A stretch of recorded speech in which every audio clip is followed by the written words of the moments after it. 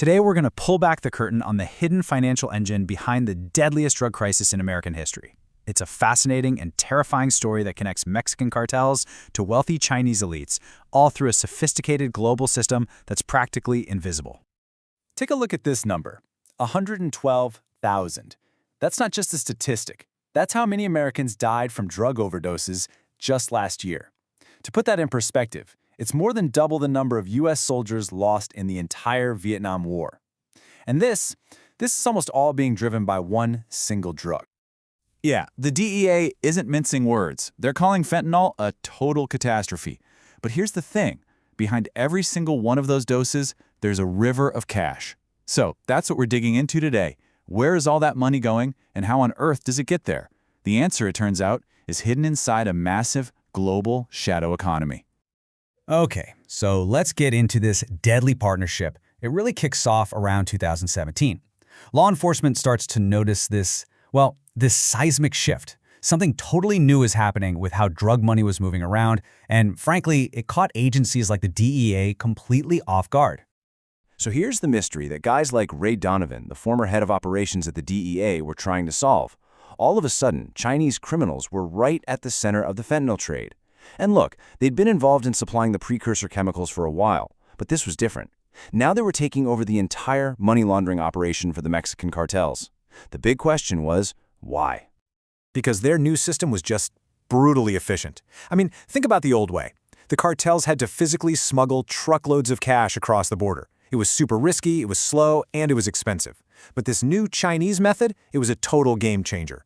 They were charging fees as low as 1 or 2%. This boosted cartel profits practically overnight. It was faster, cheaper, and way, way harder to trace. Right, so that brings us to the invisible money machine. How does this thing actually work? How do you move billions of dollars when not a single dollar bill ever crosses a border? Okay, let's break it down. The whole thing is built on something called an informal value transfer system, or IVTS. You can think of it as a global underground banking network. Now, what's fascinating is that it was originally built on trust, designed to help Chinese business people get their money around the government's strict controls. But, it didn't take long for criminals to see just how powerful this system could be. And get this massive global network had a very local hub. As the DEA's Ray Donovan put it, all roads lead back to Flushing. That's right, Flushing, Queens, in New York City. Investigators kept finding that this neighborhood was basically the command and control center for the entire U.S. operation.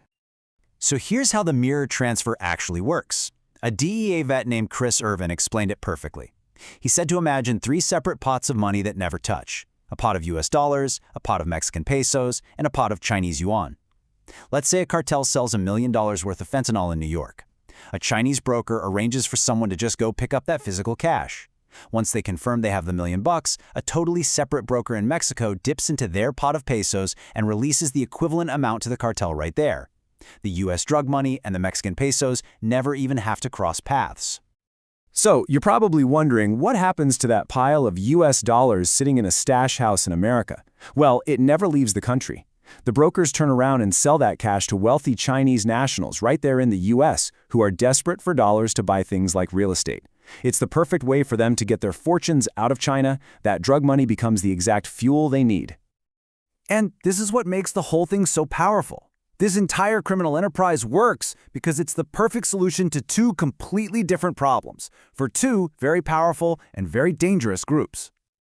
Okay, so problem number 1, the Mexican cartels. They are making absolute mountains of cash in the U.S. selling fentanyl. But their biggest headache isn't selling the drugs. It's figuring out how to get those billions in profit back home to Mexico safely and without losing a huge chunk of it. All right, now problem number 2. At the exact same time, you've got these wealthy Chinese elites. Their economy back home is struggling, the government is cracking down. They are desperate to get their money out of China and into a safer place. The problem is, China has these super strict capital controls that make it almost impossible to do that legally. And there you have it. It's a perfect and perfectly toxic symbiotic relationship. The cartel's drug money provides the pool of US dollars that the Chinese underground bankers desperately need for their clients. And in return, those bankers give the cartels a super fast, super cheap, and almost untraceable way to get their profits. It's a win-win for 2 of the most powerful criminal forces on the planet. Okay, So we've laid out how the system works, which leads to the obvious question. If we know all this, why is it so unbelievably hard for law enforcement to shut it down? Well, the challenges are just immense. For starters, there's a huge shortage of law enforcement agents who can speak Mandarin. Then you have the fact that government agencies, the DEA, the FBI, the Treasury, they often don't talk to each other. They're stuck in their own silos. And on top of all that, these criminal networks are incredibly sophisticated. They're using encrypted apps like WeChat and a whole army of money mules to move cash around in small amounts. It makes their networks almost impossible to penetrate. What you have to understand is that this has evolved way beyond just a drug trafficking problem. What we're really seeing is the rise of professionalized crime as a service. These underground networks now operate like global corporations, and they'll offer their money laundering services to literally any criminal group in the world that's willing to pay. And that really leaves us with a pretty sobering final thought. This isn't just about fentanyl or even money laundering anymore. This is about the globalization of organized crime itself. So the question we have to ask is, when crime becomes a professional, global service, this interconnected and this efficient, how can any one country, on its own, possibly hope to fight it?